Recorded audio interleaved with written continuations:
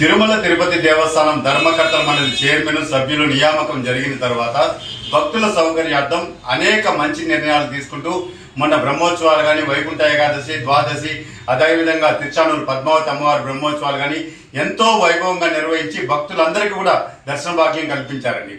మా భక్తులుగా ఒక స్థానికుడిగా నా విజ్ఞప్తి ఏమంటే టీటీడీ ధర్మకర్తల మండలిలో తీసుకునే నిర్ణయాలు ఏ విధంగా బయటకు వస్తున్నాయి, అది కూడా ఏదైనా టీటీడీలో నిర్ణయాల్లో ఏదైనా పొరపాట్లు ఉంటే ధర్మకర్తల మండలిలో ఉన్నటువంటి ఎవరైతే సభ్యులు చైర్మన్ గా ఉంటారో అంతర్గతంగా చర్చించి అది మంచిదైతే ఆమోదించాలి, లేదా పొరపాటుగా అజెండాలోకి వచ్చింటే దాన్ని తొలగించేస్తే సరిపోతుందండి.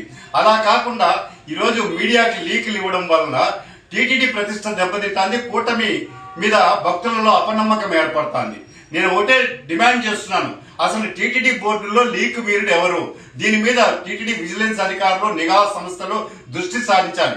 ఎందుకంటే కూటమి ప్రభుత్వం ఏర్పడిన తర్వాత చంద్రబాబు నాయుడు గారు ఎంతో పారదర్శకంగా టీటీడీలో సంస్కరణలు తీసుకురావాలి, సామాన్య భక్తులకి దర్శన భాగ్యం కల్పించాలని చెప్తూ ఉంటే ఇక్కడ చైర్మన్ గారు అనేక అంశాల మీద దృష్టి సారించి ఈరోజు భక్తులకి కానీ అక్కడ ఉన్నటువంటి ఉద్యోగస్తులకు కానీ ఎటువంటి సమస్యలు లేకుండా చేస్తా ఉంటే ఏదో సమస్య ఇప్పుడు అజెండాలో ఒక సందర్భంలో ఏదైనా వచ్చినప్పుడు అది అందరూ కూడా దాన్ని వ్యతిరేకిస్తే దాన్ని పక్కన పెట్టవచ్చండి. దాన్ని మళ్ళా మీడియాకి ఇవ్వాల్సిన పని లేదు. ఇంటి గుట్టుని బయటేసుకున్నట్టు ఇంటి దొంగల పనే ఇదంతా. కాబట్టి దయచేసి ఈరోజు ప్రతిపక్షాలకి మీరు అస్త్రంగా మారద్దండి. గత ప్రభుత్వంలో ఏ విధంగా అయితే పాలకులు కొంతమంది అధికారులు ఏకపక్షంగా నిర్ణయాలు తీసుకొని అధికారుల మీద ఒత్తిడి చేసి ఆ రోజు మా ఇష్టంగా మేము నిర్ణయాలు తీసుకుంటాము అని చెప్పి తీసుకొని ఈరోజు ఏ విధంగా కోర్టు కేసులు జైళ్ళకి తిరుగుతున్నారో ప్రపంచమంతా చూస్తున్నారు భక్తులంతా కూడా. అలాంటి అవకాశం దయచేసి ప్రతిపక్షాలకు ఇవ్వద్దండి. ఎందుకంటే మీరు అంతర్గతంగా ఏదైనా సమస్యలు ఉంటే టీటీడీ బోర్డులో చర్చించుకొని అది మంచిదైతే ఆమోదించండి. ఏదైనా కూడా ఏ విషయమైనా కూడా మీకు అందుకే ఆ అవకాశం ఇచ్చాడు భగవంతుడు.